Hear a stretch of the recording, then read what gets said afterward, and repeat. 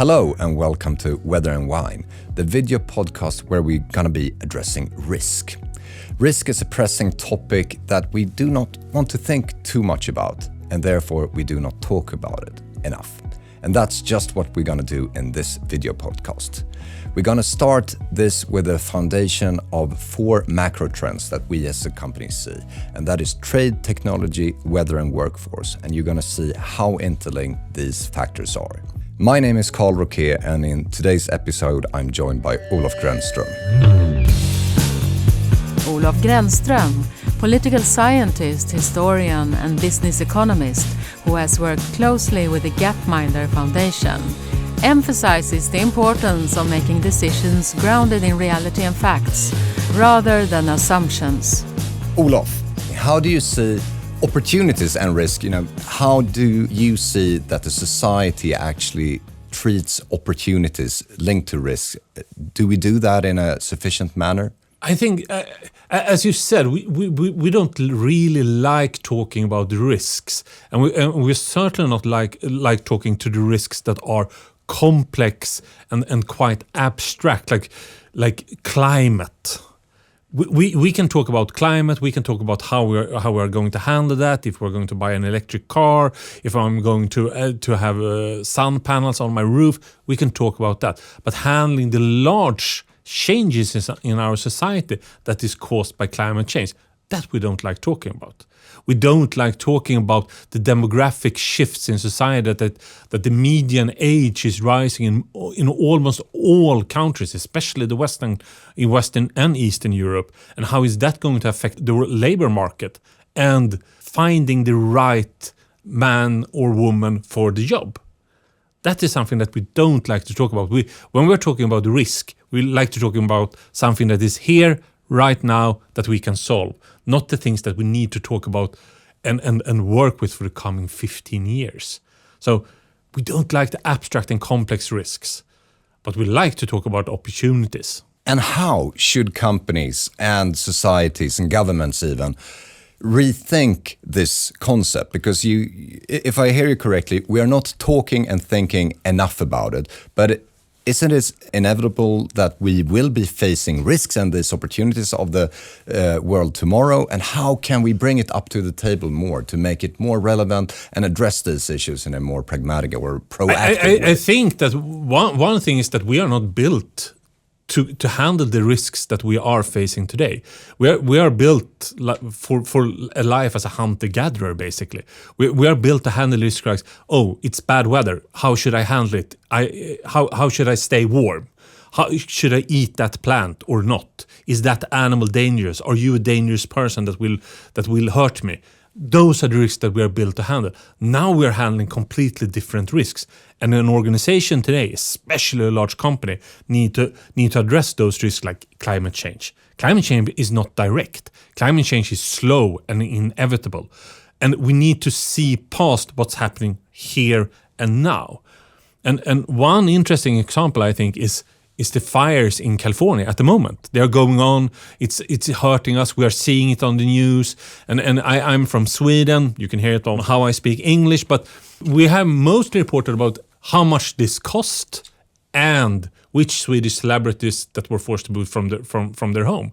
We're not talking about what caused this. Is this something that will increase?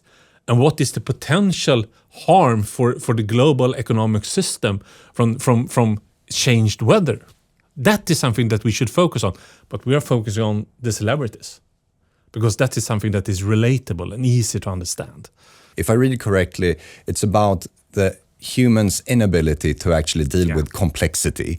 And what would be very interesting to hear about is your view on how can we as human society, corporate society, work in a better way to actually address these complex issues. Is there anything we can do to actually do that? And several different things. One thing is that I think that we should work on saying I don't know and I don't understand, because that is basically what we know about the world. We don't know, but we can find out today. We have access to so much data, so much information. I can't just guess how much historical data you at Aon have about weather patterns, risks, fires, all these things. You have so much data and information, but we need to turn it into knowledge.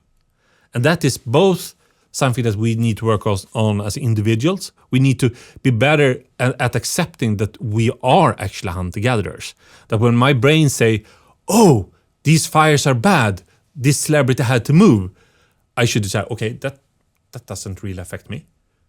How does it affect my work? I should slow down my thinking. The other part is that I think that we need to be better at actually telling these stories. Yeah. We need somebody that actually explains, and that's the reason I think this video pod is so interesting, because we need somebody that actually tells the story.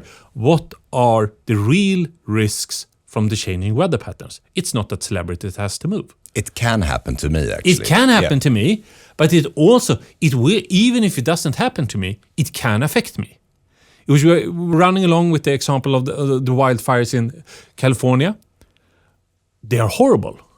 But if you look at the long perspective, what is the risk that we almost never talk about? It's that today, it's hard to find an insurance. And if you can insure your property in the areas that are susceptible to these fires, it will be so expensive. This will affect the property prices. This will affect the financial system. Because today, a lot of our financial system is actually built upon property values and the evaluation of properties. And if you can't insure, or the insurance policies becomes more expensive, the property value will go down. Yeah. And we all know what happens when the property market crashes. Then the economy crashes. Yeah. So that's the thing that we don't talk about, but it will affect us all. Let us drill down a little bit more deep into how the financial system can be impacted by these things happening, Olof. And you touched upon it, the wildfires in California, for instance, good example. How we have seen examples where insurers have withdrawn from the markets, actually not allowing homeowners to insure their property, or not allowing, but they are not affordable.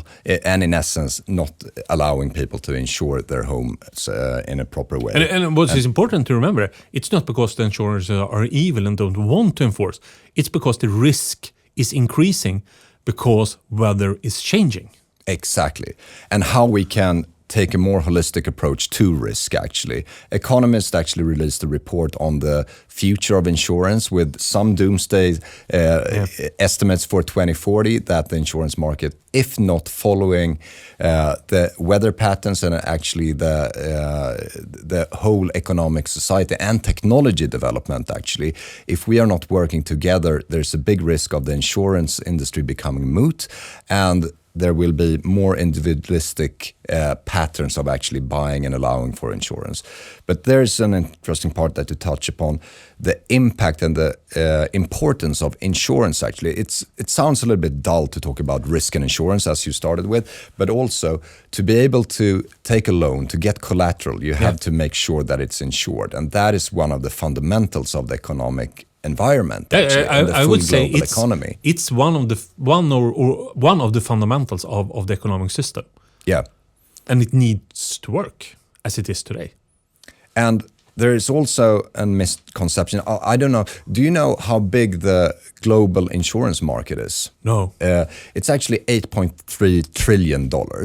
And just to keep that in reality, or, you know... It's hard. It's almost hard to understand such a large number. But I actually checked it up last night using ChatGPT. And it was interesting because it's actually a little bit higher even, but more or less the same amount as all the coins and all the notes, all the physical money out in the world. That amounts to almost $8.3 trillion.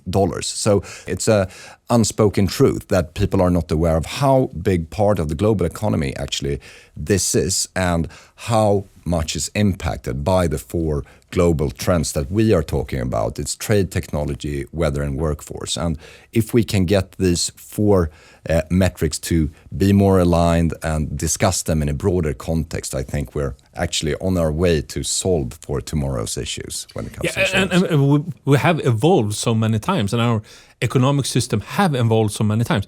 Today, all the physical money in the world is a small part of all the money that is in the world. We have crypto, we have all this money in the world today, but we all structures need to evolve, and insurance has been such a fundamental when it comes to the property market. Property market has been such a fundamental for the global financial markets. And now, with increased risks, we need to discuss that the certain risks are increasing in society. Climate, it's changing. It's not something that will change in the future if we don't reach the Paris Accord. It's here, it's right now. We can see the wildfires is increasing. We see that heat waves in Europe are killing people. We see that increased downpours are affecting global supply chains. All these things, it's here right now. We need to talk about it.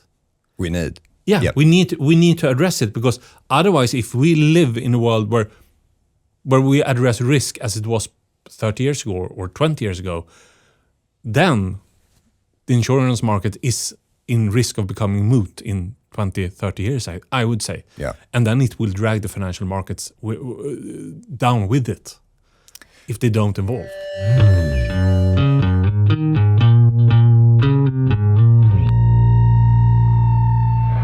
Moving a little bit from the environmental aspects, because that is, as you said, it's something a little bit abstract to many.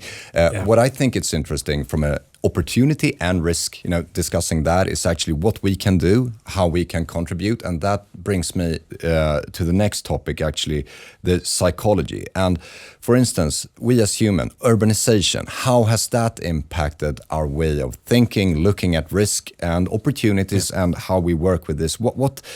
What changes can we expect from urbanization? I think that urbanization is a very fascinating subject, because the world is becoming more urbanized. And then when we talk about urbanization, people are thinking about the megacities. Yeah. That's not where urbanization is increasing. Urbanization is actually increasing in the medium-sized cities, the ones between 150,000 people up to 1 million, 1.5 million. So we are moving to the cities, but we are mostly moving to cities the size of Gothenburg or Helsinki or Oslo or Copenhagen. So there's so much we can learn from how we have handled urbanization in the past. And we shouldn't just focus on the large cities, because as with many things, there are two sides of the coin. In a city, you're closer, it's easier to use infrastructure, you don't affect the environment as much, it's cheaper, you can handle risk in a better way. But also some risks increase. It's much harder to handle increased heat in a city if you don't have green spaces built. Our cities are not designed for a changed climate. It's much harder to increase downpours of rain in a city. Where should all the water go? Down the subway? Not a good idea. So there are both opportunities and threats. And that is one thing that I think is important when you're talking about risk. It's so easy to get focused on this is a problem, this is a problem, this is a problem. A risk is something, if you handle it correctly, it can become an opportunity. And pandemic risk increases also. Pandemic risk increases a lot by us moving into the cities, becoming more people. We're living closer to nature. We're kind of rubbing against nature much more, which increases the risk for zoonosis, where infections jump between species. Probably we don't 100% know where COVID came from, but it was probably moving from one species to another, and then it affected us. It's the same with HIV. It's the same with Ebola. It moved between diseases. That's something that we will see increasing when we are becoming more and more people. Then with climate, we can see that when the world becomes warmer, we see that diseases are moving. We will see malaria. Yeah. In places in Europe where we haven't seen malaria in a very, very long time. Dengue fever, a lot of diseases are moving into areas where we haven't seen them before. Then we need to handle them. For a very unprepared population as well. For a very unprepared population. If we handle it, it's not a risk. No. It's something that we handle. And certain risks we can turn into opportunities. Yeah. And now we touch both on weather, climate, and urbanization. And in context of urbanization, you counted up a number of factors actually impacting the risk and how we actually can live as a society. When you talk to corporate leaders, when you're out meeting them, how do you see who is responsible for driving these changes? Because, green areas, you mentioned that, density, there are a number of different issues that we need to address as a society as a whole. And who should, take the lead? Is it the corporates? Is it the government, the municipalities? Where lies the key responsibility, and who should start and be in the driving seat? I think it's hard to say that this area, this certain facet of society has the key responsibility. I think it's an area where we all have to take some responsibility for change. I think there is a problem though, because the risks that we are talking about, the risks that you're working with, the risks that I'm trying to predict and understand, or changes if we're not talking about risks, the macro trends, they are so slow. Yeah, and they will not affect us in many ways. I'm so old, so I will not be that badly affected by the rising sea levels, which is what people think about when talking about climate change. But I will be affected by climate change. So I think the main problem is that nobody think that they should act upon these very, very slow changes that we know are coming. Everybody should be prepared. Yeah, it's when I heard you mentioned that you're looking at the supply of a skilled workforce. Yes, we know that the population in Europe is decreasing. It's increasing in Sweden, but the rest of Europe is mainly decreasing.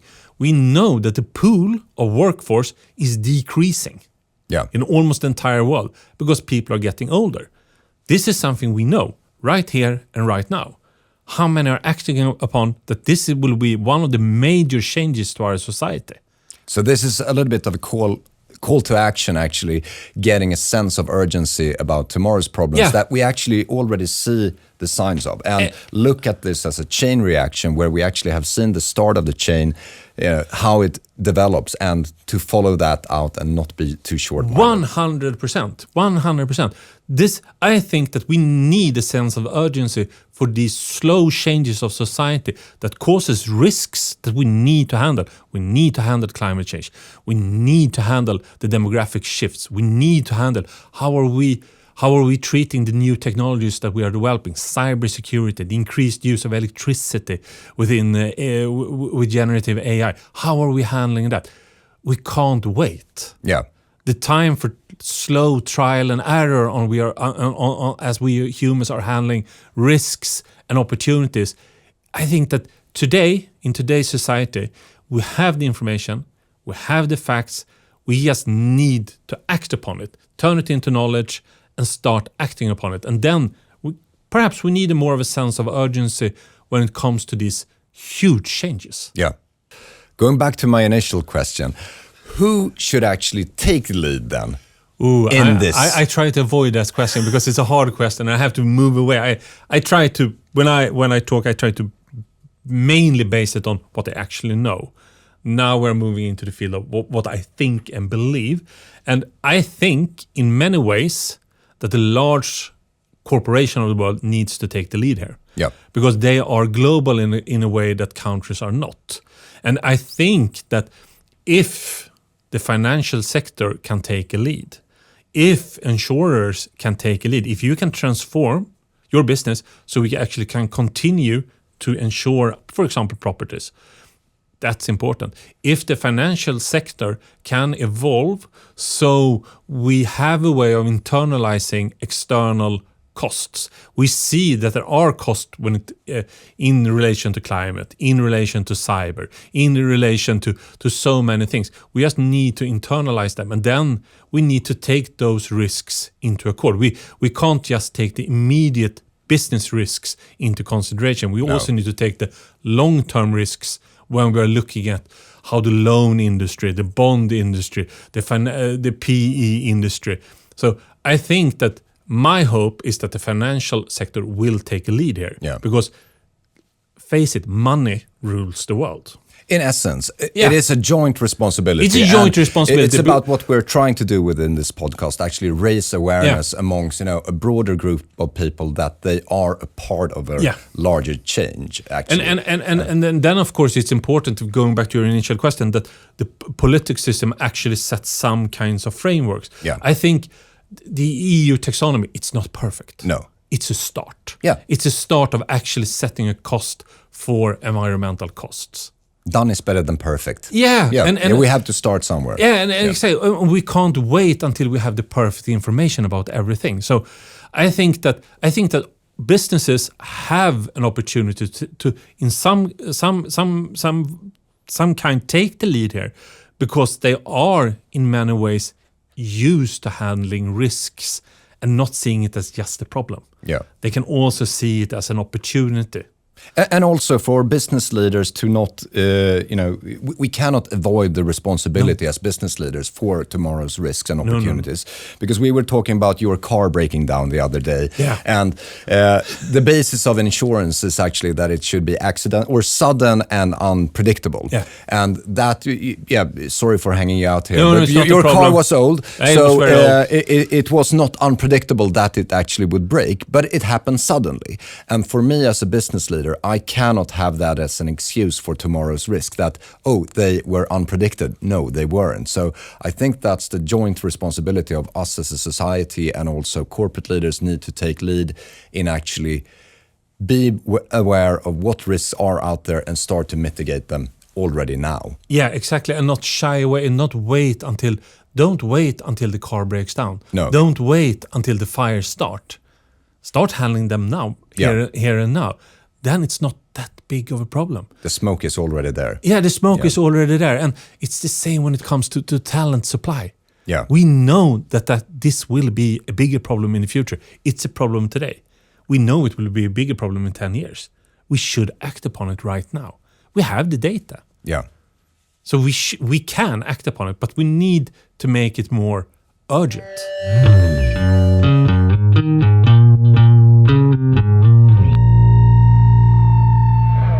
We've been talking about risks as a chain reaction and thinking of chains, supply chain.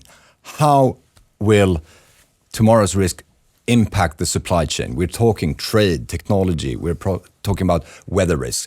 How will supply chains be impacted by that? What's your view on that when talking to companies and corporates? I usually have just 2 points that I want to drive home then. Climate is the large risk here. Climate is what affects the supply chain most, and it will only increase. The other thing is that we are coming from 30 years of globalization, peace, security. This is not the normal. No. The normal for humanity is uncertainty, risk, war, conflict. We can't look at how it has been since the mid-90s, because that's an anomaly, which is a hard word to say for a Swede. Anomaly. Anomaly. You're better at English than I am. But that's, we need to understand that the old normal is more conflicts. Yeah. And that will affect the supply chains. And the weather will affect the supply chains. So we need to be better at planning. Can it be also better at planning? That is and such have a more wide redundancy, etc. And supply chain. When I think about supply chain, I think about a parcel being shipped from China or somewhere in the world, or a container. It's a little bit, moving something from point A to B. But supply chain, and you've been touching upon that. Supply chain when it comes to talent. It's a very wide concept, actually, because looking at this parcel, for instance, what in today's economy, what we are dependent on is technology.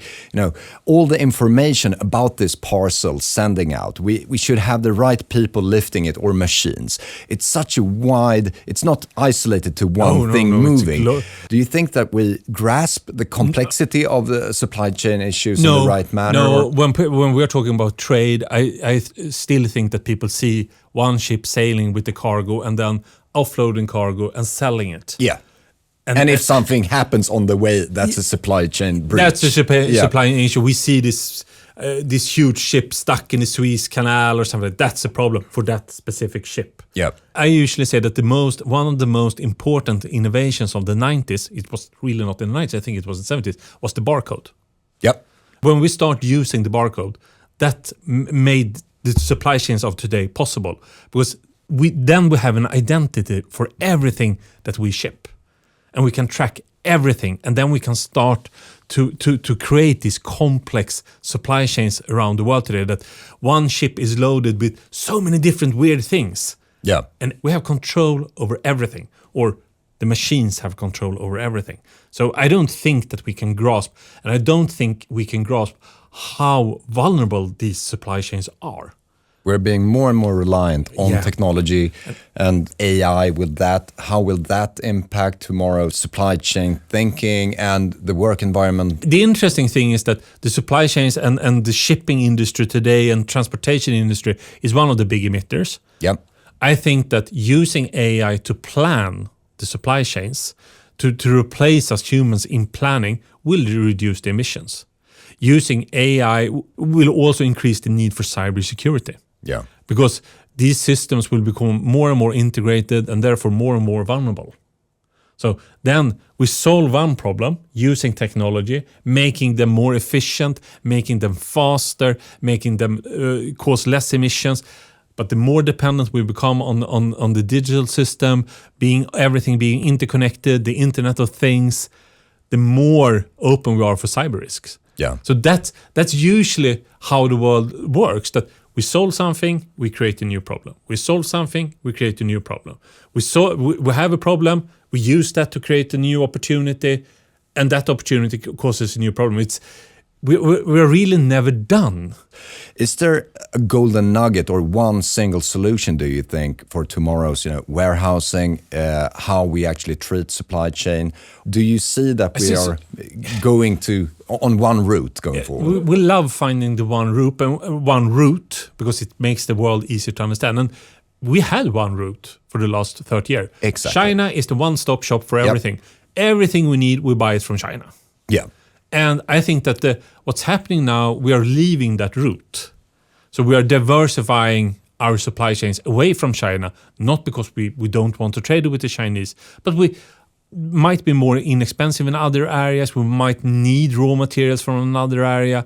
India is becoming a competitor in certain areas.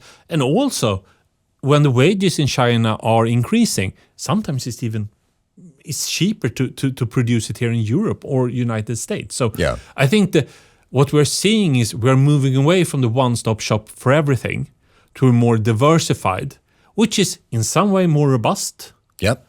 But also more vulnerable. Vulnerable in certain ways, because that's what always happens. Yeah. Yeah, going back to your example on supply chain, where we have 300 different components in one ship now, compared to you had one component being shipped in each container historically. So I think that for a certain period, everything we needed for a product, we produce it in China. Now, maybe certain parts come from China, some from Taiwan, some from India, and some are made in Sweden. Yeah. And then we need to assemble it. It's more robust. It has some redundancy because China couldn't deliver. We find it somewhere else. But it's also more, we have a problem in Taiwan that we can't finish the product. No.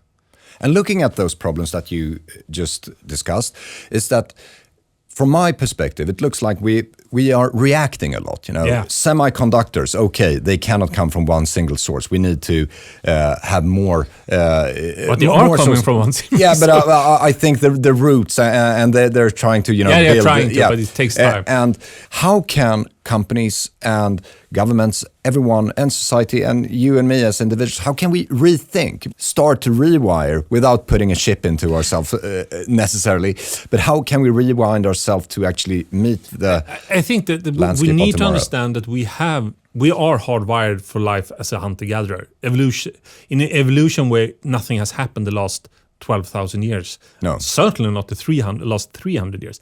But we also have the potential for using this system two thinking, this logical, slow, rational thinking. We just need to be better using it. And certainly when it comes to handling these macro trends, these risks that we know are important to handle and stop reacting to them.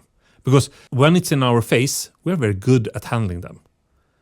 It would be better if we handled them the 5 years ahead when we know that they were coming. So I think that we just need to stop and have time to think. Yeah. Because we have the potential. We have the potential to use our system 2 thinking, but we are not. Are we good enough on actually extracting and analyzing the data? Because today we have more data than ever. We have ChatGPT, we have AI.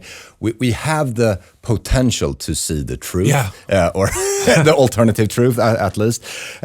Are we good enough in actually extrapolating and use that data? We are certainly good enough of running analyzing the data, gathering the data. Today we can run an analyzing on almost everything and basically get a real good answer. Then we don't use it. No. That's the problem. But I would say the problem is not doing the analyzing, gathering the data, is actually using that data, that information, turning it into knowledge. Is it about letting go on confirmation bias and different biases that we have? All these different biases we have. Yeah. I think it's about being aware of all the biases we have. Yeah. So we can take a step back and actually, okay, we know this. I might not like it. I might want, if I'm just up to me, I would do it like this, like I've always done, or Karl, I like Karl, he says it's like this. I always listen to Karl when it comes to questions like this. Of course you do. Yeah, but I shouldn't. No. I should read up but we like, okay, well, you're a good source. I can listen to you, and confirmation bias and negativity bias, and we have so many biases. So in conclusion, perhaps not rewire, because that's not possible, but not rethink. Rethink, do not rewire. And use the possibility of the human brain, because we can. Yeah. We just don't do it.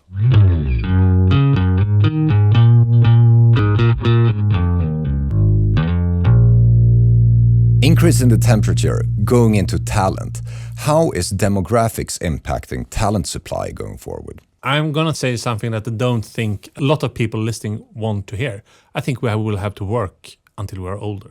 Yep. Because there will be a lack of skilled workers in the future. Start eating well and exercise. Start with eating well and exercise. The good thing here is that we are also much healthier. So the good years we have without diseases and too much problems, it's actually increasing faster than life expectancy. So today we can live until we are 80, 82-ish, if you're around 80, having a good life. Yeah.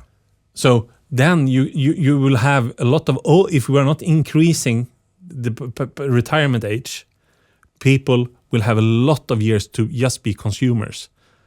So I think that we will slowly need people to work longer. And then it's up to the employers to actually make it attractive for those workers to stay on longer, I think. Me as an employer, how can I do that? We have had some people actually working longer than after retirement. We've been able to keep some of them. But how should we think about that, and how can we fit the society? I think about, if you look at what people value today, we value being part of the solution. We value being part of something that is a little bit bigger. We value being part of an organization that actually handles the problems of the future. So being a company or an organization that is value-driven, I think that's important. Offering hybrid opportunities of hybrid working. You can like or dislike hybrid work and remote working. People like it. They do. They love it. So we need to offer that in the future. Just being receptive to the wishes of those that are older that we need to keep. And then we need to look at migration. And what's your view on migration? What will you see shifts there? And what is your main driver for the migration, and what drives that? The main drivers historically for migration has been love. Yes. I found somebody that I loved. I moved to their country. So the Nordic Swedish sin we have to reestablish, perhaps. Yeah. Study. I studied abroad and stayed there, or I found work. This has been historically the three main drivers for migration. And then, of course, we have the refugees. Yeah. But they have a hard time being part of the workforce, and they are mainly internal. So we shouldn't focus on them. Perhaps climate will be a driver for migration in the future. We don't know yet. But if it will be a driver, I think people will move towards where they can find work or education. So, trying to sum up the talent aspect, what is key is still love and education, something that actually lies a little bit outside the remit of our corporate responsibility. But what can we as corporates and functions do? We can build a stronger corporate culture by actually having clearer values, providing flexible work aspects and work routines, including hybrid working. And how do we do that? It's important that we actually are clear in our communication on what we want to do and what we want to achieve. Do you agree with that, Olof? I think it's a lot about communicating. Yes. Because we don't know how are you as an insurance company creating value when it comes to adapting for the future. How are you as an insurance company helping us adapt to climate change and lowering our emissions and handling war and handling social sustainability?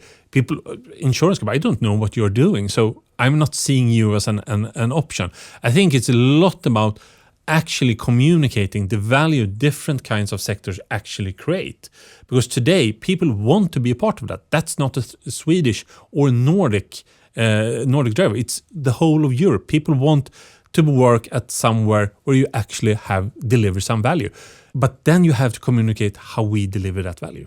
And I hope that we're able to actually do this via this podcast. I hope so. Trying to discuss in a more broader context and perhaps moving a little bit from being the single point of contact that we are in this together. We need to see and turn every stone when it comes to tomorrow's risks actually to be able to be more equipped to meet those. And actually it's not about, you're not working with just giving people money when they are affected. No. You're helping people handle the risks of the future. Exactly. And basically avoiding them. Yeah.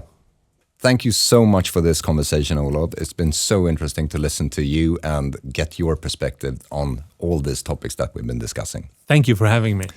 And for those home listening or watching, I hope that you found this discussion thought-provoking and also that it gives you some ideas of how to better tackle the issues and risks and opportunities of tomorrow. Thank you so much.